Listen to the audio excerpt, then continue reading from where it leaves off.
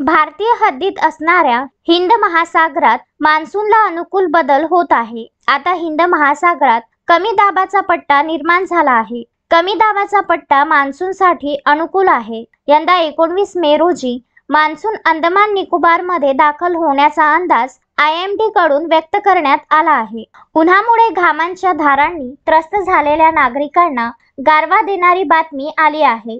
यंदा नैऋत्य मोसमी वारे म्हणजे मान्सूनची अंदमानमधील वाटचाल वेगाने सुरू आहे। अंदमानमध्ये मान्सून 19 मे पर्यंत दाखल होणार असल्याचे हवामान विभागाने 2 दिवसापूर्वीच जाहीर केले होते।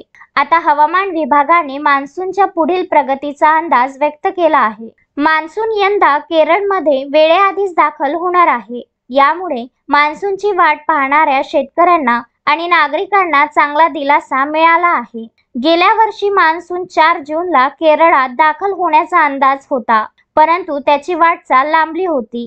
गेल्या वर्षी 8 जूनला मान्सून केरळमध्ये आला होता। यापूर्वी 2022 मध्ये 29 मे, 2021 मध्ये 3 जून, 2020 मध्ये 1 जून तर 2019 मध्ये 8 जून रोजी मान्सून केरळात दाखल झाला होता। Vidarbha news bureau, Kerala.